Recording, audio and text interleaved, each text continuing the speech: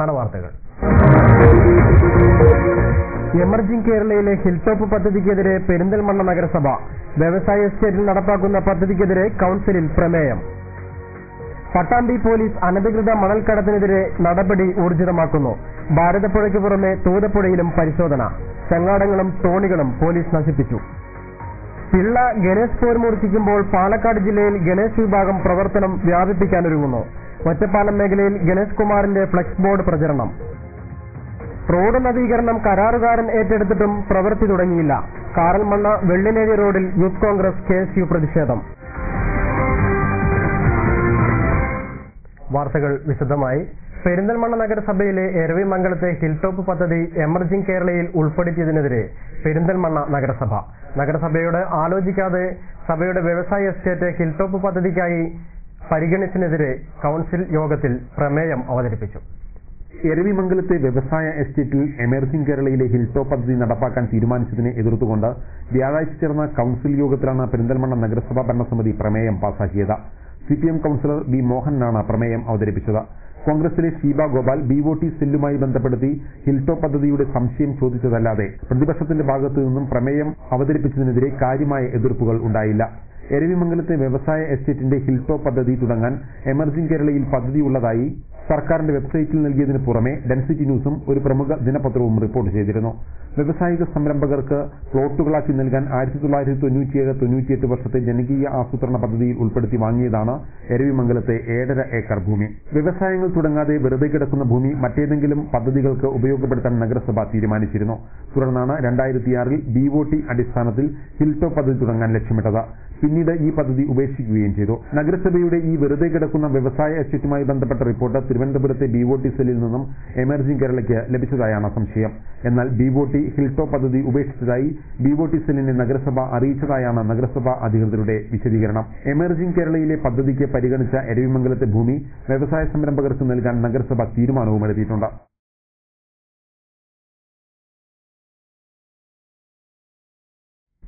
Electronics ഉപകരണങ്ങൾ നിർമ്മിക്കുന്നതിന് ആവശ്യമായ സിറാമിക് കോർ നിർമ്മാണ ഫാക്ടറി വിസ്മൃതിയിൽ. സിറാമിക് കോർ നിർമ്മിച്ച് വിദേശത്തേക്ക് അയച്ചിരുന്ന പെരിന്തൽമണ്ണ ഒലിങ്കരയിലെ എൽസറ സബ്സ്ട്രേറ്റ് കമ്പനി അടച്ചുപൂട്ടിയിട്ട് 10 വർഷമായി. പൊതുമേഖലാ സ്ഥാപനമായ കെൽട്രോണും പ്രവാസി മലയാളികളും ജപ്പാൻ കമ്പനിയും ഓഹരി സമാഹരിച്ചു തുടങ്ങിയ കമ്പനിയുടെ ഭൂമി ഇപ്പോൾ റിയൽ എസ്റ്റേറ്റുകാരുടെ കയ്യിലാണ്. എമർജിംഗ് കേരളയുടെ നോഡൽ ഏജൻസിയായ KSIDC ജപ്തി നടപടികൾ സ്വീകരിച്ചതോടെയാണ് എൽസറ കമ്പനി അടച്ചുപൂട്ടിയത്. ഇലക്ട്രോണിക്സ് ഉപകരണങ്ങൾക്ക് റെസിസ്റ്റൻസ് ഉണ്ടാകുന്നതിനാവശ്യമായ സിറാമിക് ബോഡിയാണ് പെരിന്തൽമണ്ണ ഒലിങ്കരയിലെ എൽസറ സബ്സ്ട്രേറ്റ് കമ്പനിയിൽ നിർമ്മിച്ചിരുന്നത്. കെൽട്രോണും പ്രവാസി മലയാളികളും ജപ്പാൻ കമ്പനിയും ഷെയർ സമാഹരിച്ച് 1986-ലാണ് എൽസറ കമ്പനി തുടങ്ങിയത്. കേരള സ്റ്റേറ്റ് ഇൻഡസ്ട്രിയൽ ഡെവലപ്മെന്റ് കോർപ്പറേഷനിൽ നിന്നും എടുത്ത വായ്പ തിരിച്ചടയ്ക്കാത്തതിനാൽ വൻ സാമ്പത്തിക ബാധ്യത വന്നതോടെ 2003-ൽ എൽസറ കമ്പനി പൂർണ്ണമായും അടച്ചുപൂട്ടി. 2003-ൽ കമ്പനി അടച്ചുപൂട്ടുമ്പോൾ 2.16 കോടി രൂപയായിരുന്നു കടബാധ്യത. പിന്നീട് ബാധ്യത ഇരട്ടിയിലധികമായി. KSIDC ജപ്തി നടപടികൾ സ്വീകരിച്ചതോടെ കമ്പനി പിന്നീട് ഹൈക്കോടതി മുഖേന ലേലം ചെയ്യുകയായിരുന്നു. എറണാകുളത്തെ സ്വകാര്യ വ്യക്തിയാണ് 1.25 ഏക്കർ വരുന്ന സ്ഥലത്തെ ഫാക്ടറിയും യന്ത്രസാമഗ്രികളും ലേലത്തിൽ നേടിയത്. ഫാക്ടറി കെട്ടിടത്തിൽ ഇപ്പോൾ യന്ത്രസാമഗ്രികളും മറ്റും ഇല്ല.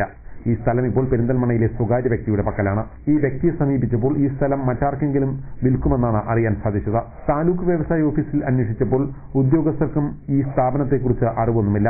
സിറാമിക് ബോർഡിൽ നിർമ്മിക്കുന്നതിന് ആവശ്യമായ അസംസ്കൃത വസ്തുക്കൾ ജപ്പാനിൽ നിന്നും ബെൽഗാമിൽ നിന്നുമാണ് കൊണ്ടുവന്നിരുന്നത്.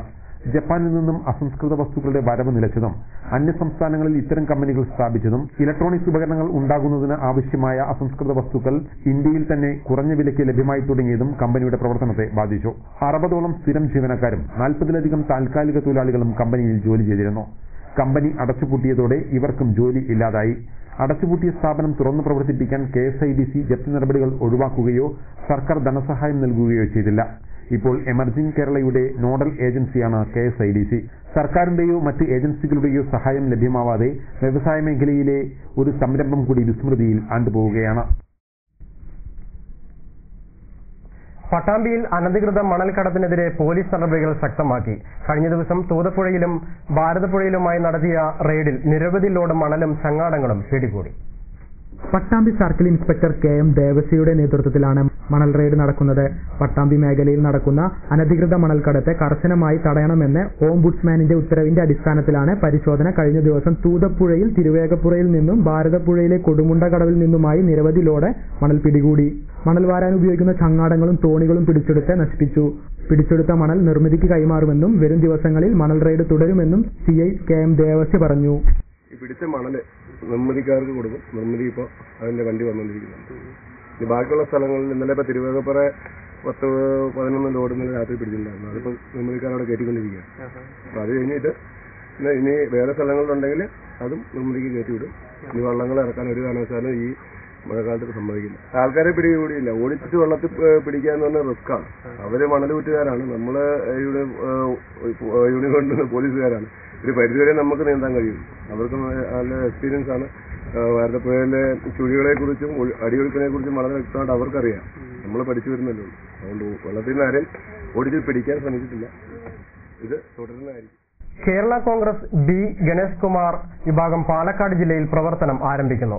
ഒറ്റപ്പാലം ഉൾപ്പെടെ പാലക്കാട് ജില്ലയിൽ ഇതോടെ ചേരിപ്പോരും തുടങ്ങി.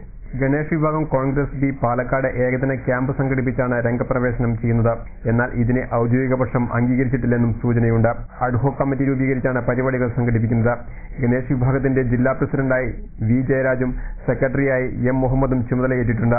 കേരള കോൺഗ്രസ് Bയുടെ സംസ്ഥാന വൈസ് ചെയർമാനായ ഗണേഷ് കുമാർ ഏകദിന ശില്പശാലയിലൂടെ എല്ലാ ജില്ലകളിലും സാന്നിധ്യം അറിയിക്കുകയാണ് ഇതിലൂടെ ചെയ്യുന്നത്. ഈ മാസം 21-ന് പാലക്കാട് വ്യാപാര ഭവനിൽ ഏകദിന ക്യാമ്പ് സംഘടിപ്പിക്കും. ഗണേഷ് കുമാർ ബാലകൃഷ്ണപിള്ള പോലെ കൊഴുക്കുന്നതിന്റെ പ്രത്യക്ഷ ഉദാഹരണമാണ് ഇത്. അതേസമയം വിമതർ പരിപാടികൾ സംഘടിപ്പിക്കുന്നതിനെതിരെ ഔദ്യോഗിക പക്ഷവും രംഗത്തെത്തിയിട്ടുണ്ട്. റോഡ് നവീകരണം കരാറുകാരൻ ഏറ്റെടുത്തിട്ടും പ്രവൃത്തി നടത്താത്തതിൽ പ്രതിഷേധിച്ച് യൂത്ത് കോൺഗ്രസ് KSU പ്രവർത്തകർ പ്രതിഷേധ പ്രകടനം നടത്തി. ചെർപ്പളശ്ശേരിയിലെ കാറൽമണ്ണ വെള്ളിനേഴി റോഡിന്റെ അറ്റകുറ്റപ്പണി വൈകുന്നതിനെതിരെയാണ് പ്രതിഷേധം ഉയർന്നിരിക്കുന്നത്.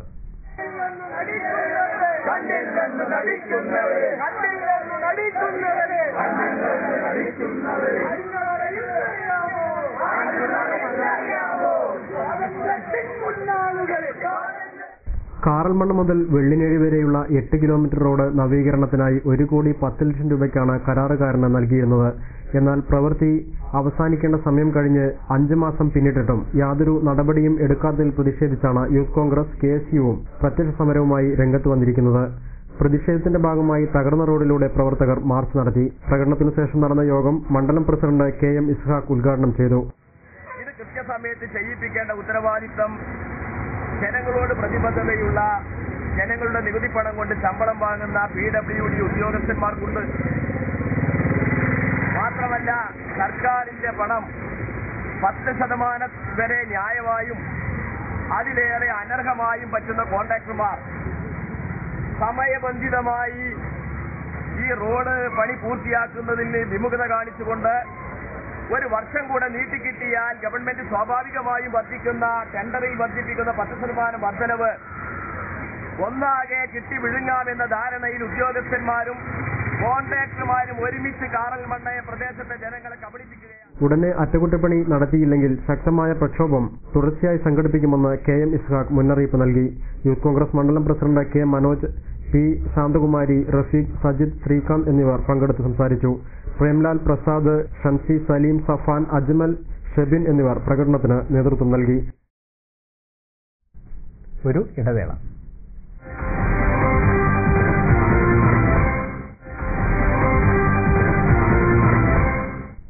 വാർത്തകൾ തുടരുന്നു. പിതാവിന്റെ ക്രൂരമർദ്ദനമേറ്റ് കടമ്പഴിപ്പുറം സാമൂഹ്യാരോഗ്യ കേന്ദ്രത്തിൽ ചികിത്സയിലായിരുന്ന കുട്ടികളെ മാതാവിന്റെ കൂടെ വിട്ടയക്കാൻ കോടതി ഉത്തരവിട്ടു. കോടതി നിർദ്ദേശപ്രകാരം മുൻപ് പിതാവിന്റെ സംരക്ഷണത്തിലായിരുന്നു ഈ കുട്ടികൾ. കാഞ്ഞിരപ്പുഴ മണങ്ങാട്ടിൽ രാധാകൃഷ്ണൻ, കരിമ്പുഴ തോട്ടര പുല്ലന്തൊടി ബേബി വനജ ദമ്പതികളുടെ മക്കളായ 13 വയസ്സുകാരി ആര്യ, 10 വയസ്സുകാരൻ അജയ് എന്നിവരെയാണ് അമ്മ ബേബി വനജയോടൊപ്പം പോകാൻ കുടുംബ കോടതി അനുമതി നൽകിയത്. രാധാകൃഷ്ണനും ബേബി വനജയും അകൽച്ചയിലായതിനാൽ ബേബി വനജ തോട്ടരയിലെ സ്വന്തം വീട്ടിലാണ് താമസിച്ചു വരുന്നത്. കുട്ടികളുടെ സംരക്ഷണ ചുമതല കോടതി ഉത്തരവ് പ്രകാരം രാധാകൃഷ്ണനായിരുന്നു. മദ്യപിച്ചെത്തുന്ന ഇയാൾ കുട്ടികളെ ക്രൂരമായി മർദ്ദിക്കുന്നത് പതിവായിരുന്നു. മാത്രമല്ല, കുട്ടികൾക്ക് പട്ടിണി കിടക്കേണ്ടതായും രാത്രികളിൽ ഒറ്റയ്ക്ക് കഴിയേണ്ടതായും വരാറുണ്ട്. ഇക്കാര്യം അച്ഛനറിയാതെ അമ്മയെ ഫോണിൽ വിളിച്ചതിന് രാധാകൃഷ്ണൻ കുട്ടികളെ ക്രൂരമായി മർദ്ദിച്ചിരുന്നു. പിറ്റേ ദിവസം സ്കൂളിലെത്തിയ കുട്ടികളെ ഉച്ചഭക്ഷണ സമയത്ത് വീണ്ടും മർദ്ദിക്കാനായി രാധാകൃഷ്ണൻ എത്തുകയും വിവരമറിഞ്ഞ അധ്യാപകർ ബേബി വനജയെ വിവരമറിയിക്കുകയും തുടർന്ന് അവർ വന്ന് കുട്ടികളെ കൊണ്ടുപോരുകയും കടമ്പഴിപ്പുറത്തെ സാമൂഹ്യാരോഗ്യ കേന്ദ്രത്തിൽ പ്രവേശിക്കുകയുമാണ് ഉണ്ടായത്. പട്ടിണി കൊണ്ടും മർദ്ദനം കൊണ്ടും ക്ഷീണിതരായ കുട്ടികൾക്ക് എഴുന്നേറ്റ് നിൽക്കാൻ പോലും കഴിയാത്ത സ്ഥിതിയായിരുന്നു. മണ്ണാർക്കാട് പോലീസ് ആശുപത്രിയിലെത്തി കുട്ടികളുടെ മൊഴിയെടുക്കുകയുണ്ടായി. ഇക്കാര്യം കുടുംബ കോടതിയിൽ അവതരിപ്പിച്ചതിനെ തുടർന്നാണ് കോടതിയിൽ കുട്ടികളുടെ സംരക്ഷണ ചുമതല ബേബി വനജയ്ക്ക് നൽകിയത്. കുട്ടികളെ തൊട്ടടുത്തുള്ള വിദ്യാലയത്തിൽ ചേർക്കണമെന്നും കോടതി നിർദ്ദേശിച്ചു. ബുധനാഴ്ച കോടതിയിൽ കേസുണ്ടായിരുന്നു. ബുധനാഴ്ച 12-ാം തീയതി കേസുണ്ടായിരുന്നു. കുട്ടികളെ വിളിച്ച് ജഡ്ജി സാറ് വിവരം ചോദിച്ചു എന്റെ കൂടെ വിടാൻ കോടതി ഉത്തരവാക്കി. ഇനി എന്നോട് സഹായിച്ച ദൃശ്യമാധ്യമങ്ങളോടും മറ്റ എല്ലാ ആളുകളോടും എനിക്ക് പുലിക്കല്ലൂർ ഗ്രാമപഞ്ചായത്ത് മടലംകുന്ന് അംഗൻവാടി കെട്ടിടം ജില്ലാ പഞ്ചായത്ത് പ്രസിഡന്റ് ടി.എൻ. കണ്ടമുത്തൻ ഉദ്ഘാടനം ചെയ്തു. 2011-2012 വർഷത്തെ ജനകീയാസൂത്രണ പദ്ധതിയിൽ ഉൾപ്പെടുത്തി പുതുക്കി നിർമ്മിച്ചതാണ് മടലംകുന്നിലെ അംഗൻവാടി കെട്ടിടം.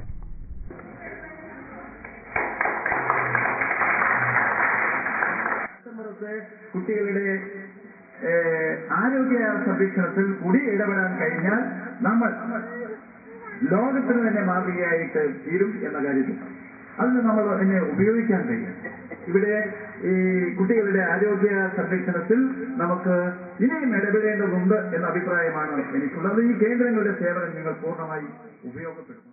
പുലിക്കല്ലൂർ ഗ്രാമപഞ്ചായത്തിലെ 11-ാം വാർഡിൽ ഉൾപ്പെട്ട മടലംകുന്ന് കോളനിയിലാണ് അംഗൻവാടി കെട്ടിടം പുതുക്കി പണിതത്. ഉദ്ഘാടന ചടങ്ങിൽ ഗ്രാമപഞ്ചായത്ത് പ്രസിഡന്റ് രമണി മോഹൻ അധ്യക്ഷത വഹിച്ചു. വാർഡംഗം Jayaraj Pulikkalloor, vice president M. Vinod Kumar, വികസനകാര്യ standing committee chairperson P. Girija, Gopakumar, Salam എന്നിവർ പങ്കെടുത്ത് സംസാരിച്ചു. 2 വൃക്കകളും തകരാറിലായ യുവാവിന്റെ ചികിത്സയ്ക്ക് തൊഴിലുറപ്പ് പദ്ധതി തൊഴിലാളികൾ ഒരു ദിവസത്തെ വേതനം നൽകി മാതൃകയായി. നെല്ലായ അംബേദ്കർ കോളനിയിലെ അജിത്തിന്റെ ചികിത്സയ്ക്കാണ് 39 തൊഴിലാളികൾ അവരുടെ ഒരു ദിവസത്തെ വേതനം നൽകിയത്. നെല്ലായ ഗ്രാമപഞ്ചായത്തിലെ 16-ാം വാർഡിലെ ദേശീയ ഗ്രാമീണ തൊഴിലുറപ്പ് പദ്ധതിയിലെ 39 തൊഴിലാളികളാണ് അജിത്തിന്റെ ചികിത്സയ്ക്ക് വേണ്ടി ഒരു ദിവസത്തെ വേതനമായ 6,760 രൂപ നൽകിയത്. 2 വൃക്കകളും തകരാറിലായ അജിത്തിന്റെ ശസ്ത്രക്രിയയ്ക്കും തുടർ ചികിത്സയ്ക്കുമായി 15 ലക്ഷത്തോളം രൂപയാണ് ചെലവ് പ്രതീക്ഷിക്കുന്നത്. തൊഴിലുറപ്പ് തൊഴിലാളികൾ സ്വരൂപിച്ച തുക അജിത്തിന്റെ ബന്ധുവും ബ്ലോക്ക് പഞ്ചായത്ത് അംഗവുമായ വി.പി. രാമകൃഷ്ണന് കൈമാറി. ചികിത്സാ സഹായ സമിതി അംഗങ്ങളായ E P. Vasantha, G. Geetha, Nellaya grama panchayat vice president N. Janardhanan, വാർഡംഗം കെ. ബിന്ദു എന്നിവർ ചടങ്ങിൽ പങ്കെടുത്തു. ചികിത്സയ്ക്ക് ആവശ്യമായിട്ടുള്ള സംഖ്യ ഉണ്ടാകട്ടെ എന്നാണ് നമ്മൾ ആഗ്രഹിക്കുന്നത്. എന്തായാലും ഒരു വലിയ മഹനീയ മാതൃകയാണ് ഈ ജീവകാരുണ്യ പ്രവർത്തന രംഗത്ത് അജിത്തിനെ സഹായിക്കാൻ വേണ്ടി 16-ാം വാർഡിലെ തൊഴിലുറപ്പ് തൊഴിലാളികൾ നടത്തിയിട്ടുള്ളത്. അത് എല്ലാവർക്കും മാതൃകയാകട്ടെ. ആ മാതൃക പിന്തുടർന്നുകൊണ്ട് മറ്റുള്ള ആളുകൾക്ക് ഒരു പ്രചോദനമായിക്കൊണ്ട് ഈ മേഖലയിലേക്ക് അവരൊക്കെ തന്നെ സഹായം ചെയ്യുമെന്നാണ് ഞങ്ങൾ പ്രതീക്ഷിക്കുന്നത്. വൃക്ക ചികിത്സയ്ക്കായി പണം കണ്ടെത്തുന്നതിനിടെ മരണമടഞ്ഞ കാറൽമണ്ണ സ്വദേശി അബ്ദുൾ റഷീദിന്റെ കുടുംബത്തിന് പിരിച്ചെടുത്ത പണം കമ്മിറ്റി കൈമാറി. 5,97,987 രൂപയാണ് കുടുംബത്തിന് കൈമാറിയത്. ചെർപ്പളശ്ശേരി കാറൽമണ്ണ കൈതക്കൽ അബ്ദുൾ റഷീദ് വൃക്കരോഗബാധിതനായതിനെ തുടർന്ന് പ്രദേശവാസികൾ രൂപീകരിച്ച സഹായ സമിതി പിരിച്ചെടുത്ത പണമാണ് കുടുംബത്തിന് കൈമാറിയത്. വൃക്കരോഗത്തെ തുടർന്ന് കൂടുതൽ ചികിത്സയ്ക്ക് തയ്യാറെടുക്കുന്നതിനിടെ അബ്ദുൾ റഷീദ് മരണപ്പെട്ടിരുന്നു. ഇതോടെയാണ് പിരിച്ചെടുത്ത പണം ഭാര്യ ബേനസീറയുടെയും സഹോദരന്റെയും പേരിൽ ചെർപ്പശ്ശേരി SBIയിൽ കമ്മിറ്റി നിക്ഷേപിച്ചത്. ബാങ്ക് പാസ്ബുക്കും മറ്റു രേഖകളും ഗ്രാമപഞ്ചായത്ത് പ്രസിഡന്റ് കെ. സുരേഷ് കുടുംബത്തിന് കൈമാറി. ചടങ്ങിൽ കെ. ടി. സത്യൻ, സഹായ സമിതി ഭാരവാഹികളായ C. Krishnadas, C. Kunhimoideen, K. Muhammad Mani, K. M. Ishaq, P. Jayan, P. M. Vasudevan, grama panchayat അംഗങ്ങൾ എന്നിവർ പങ്കെടുത്തു. 12-ാം പഞ്ചവത്സര പദ്ധതിയിൽ കരിമ്പുഴ ഗ്രാമപഞ്ചായത്തിന്റെ 2012-2013 വാർഷിക പദ്ധതിയിൽ 3.25 കോടി രൂപയുടെ കരട് പദ്ധതി രേഖ പ്രകാശനം ചെയ്തു. പാർപ്പിടം, കുടിവെള്ളം എന്നിവയ്ക്ക് പ്രത്യേക ഊന്നൽ നൽകിക്കൊണ്ടുള്ള കരട് പദ്ധതി രേഖയാണ് പ്രകാശനം ചെയ്തത്. കരിമ്പുഴ ശ്രീരാമസ്വാമി ക്ഷേത്ര അഗ്രശാലയിൽ നടന്ന വികസന seminar Sreekrishnapuram block panchayat president K. C. Ramankutty ഉദ്ഘാടനം ചെയ്തു. അവ നേടിയെത്തുന്ന എല്ലാ മേഖലകളിലും 1% പോലും അതിന്റെ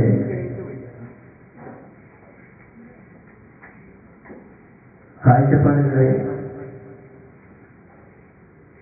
കുറഞ്ഞു പോകാതിരിക്കുന്നതിന് വേണ്ടി പിന്നെ കണ്ടുകളിൽ ഒരുപാട് പ്രവർത്തനങ്ങൾ നമുക്ക് നൽകുന്നു. ഗ്രാമപഞ്ചായത്ത് പ്രസിഡന്റ് കുന്നത്ത് മൊയ്തീൻ അധ്യക്ഷത വഹിച്ചു. വികസന രേഖ, പദ്ധതി രേഖ എന്നിവയുടെ പ്രകാശനം ജില്ലാ പഞ്ചായത്ത് അംഗം PS അബ്ദുൽ ഖാദറും ഏറ്റുവാങ്ങൽ block panchayat vice president M ആസിയയും നിർവഹിച്ചു. PA Thangal, KM Haneefa, CT Ramachandran, Sebastian Pattimavil, PG Thankappan Nair തുടങ്ങിയവർ സംസാരിച്ചു. MR മോഹനൻ പദ്ധതി വികസന രേഖ അവതരിപ്പിച്ചു. തുടർന്ന് ഗ്രൂപ്പ് ചർച്ച, പൊതുചർച്ച, ക്രോഡീകരണം എന്നിവയും നടന്നു. 3,76,13,692 രൂപയുടെ വികസന പദ്ധതികളാണ് കരട് രേഖയിൽ ഉൾപ്പെടുത്തിയിരിക്കുന്നത്. ജനറൽ വിഭാഗത്തിന് 1,40,8,573 രൂപയും SC വിഭാഗത്തിന് 1,23,98,674 രൂപയുമാണ് വകയിരുത്തിയിരിക്കുന്നത്. ഉൽപാദന മേഖലയ്ക്ക് 5,84,355 രൂപയും സേവന മേഖലയ്ക്ക് 1,41,47,165 രൂപയും പശ്ചാത്തല മേഖലയ്ക്ക് 56,37,480 രൂപയും നീക്കിവച്ചിട്ടുണ്ട്. കുടിവെള്ളത്തിന് 23,42,889 രൂപ, പാർപ്പിട സൗകര്യത്തിന് 96,91,125 രൂപ, ഗതാഗത സൗകര്യം മെച്ചപ്പെടുത്തുന്നതിന് 1,16,45,777 രൂപ, കൃഷിക്ക് 4,75,000 രൂപ, മൃഗസംരക്ഷണം, ക്ഷീരവികസനം എന്നിവയ്ക്ക് 6,41,996 രൂപയുടെയും വികസന പദ്ധതികളുടെ കരട് പദ്ധതി രേഖയാണ് പ്രകാശനം ചെയ്തത്. കൂടാതെ ആരോഗ്യരംഗത്ത് 11,50,000 രൂപയും സാമൂഹ്യക്ഷേമത്തിന് 60,13,501 രൂപയും വകയിരുത്തിയിട്ടുണ്ട്. പൊന്നാനി ഫിഷറീസിന്റെ സഹകരണത്തോടെ മത്സ്യസമൃദ്ധി പദ്ധതിയിൽ ഉൾപ്പെടുത്തി ആലിപ്പറമ്പ് ഗ്രാമപഞ്ചായത്തിൽ മത്സ്യക്കുഞ്ഞുങ്ങളെ വിതരണം ചെയ്തു. സംസ്ഥാന സർക്കാരിന്റെ വാർഷിക പദ്ധതിയിൽ ഉൾപ്പെടുത്തിയാണ് ആലിപ്പറമ്പ് ഗ്രാമപഞ്ചായത്തിൽ മത്സ്യക്കുഞ്ഞുങ്ങളെ വിതരണം ചെയ്തത്. ഗ്രാമപഞ്ചായത്ത് പ്രസിഡന്റ് ശീലത്ത് വീരാൻകുട്ടി വിതരണ ഉദ്ഘാടനം നിർവഹിച്ചു. സംസ്ഥാന സർക്കാരിന്റെ ഒരു ബൃഹത്തായ പദ്ധതിയായിട്ടാണ് കേരളത്തിൽ നടപ്പിലാക്കുന്ന ഈ പദ്ധതി ആലിപ്പറമ്പ് പഞ്ചായത്തിൽ എത്തിയിട്ടുള്ളത്. ഇവിടെ 200ഓളം ആളുകൾക്ക് തന്നെ ഇന്ന് ഈ മീൻവിത്ത് വിതരണം ചെയ്യുന്നുണ്ട്. ഈ പരിപാടി വളരെ സ്വാഗതാർഹമായിട്ടുള്ള സംസ്ഥാന സർക്കാർ നടപ്പിലാക്കിക്കൊണ്ടിരിക്കുന്ന ഒരു പദ്ധതിയാണ്. വൈസ് പ്രസിഡന്റ് P ആയിഷക്കുട്ടി അധ്യക്ഷത വഹിച്ചു. പൊന്നാനി ഫിഷറീസ് ഓഫീസർമാരായ MA സിബി, CP അൻസാർ, ആലിപ്പറമ്പ് ഗ്രാമപഞ്ചായത്ത് അംഗങ്ങൾ തുടങ്ങിയവർ ചടങ്ങിൽ സംസാരിച്ചു. മത്സ്യസമൃദ്ധി പദ്ധതിയിൽ 200 കുടുംബങ്ങൾക്കാണ് മത്സ്യക്കുഞ്ഞുങ്ങളെ വിതരണം ചെയ്തത്.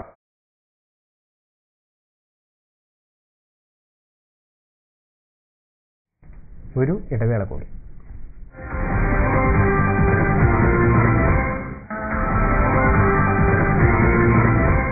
വാർത്തകൾ തുടരുന്നു. ഒറ്റപ്പാലം ഹൈദരിയ മസ്ജിദ് മഹൽ കമ്മിറ്റി നിർമ്മിച്ച ഹൈദരിയ ഷോപ്പിംഗ് കോംപ്ലക്സ് ഉദ്ഘാടനം ചെയ്തു.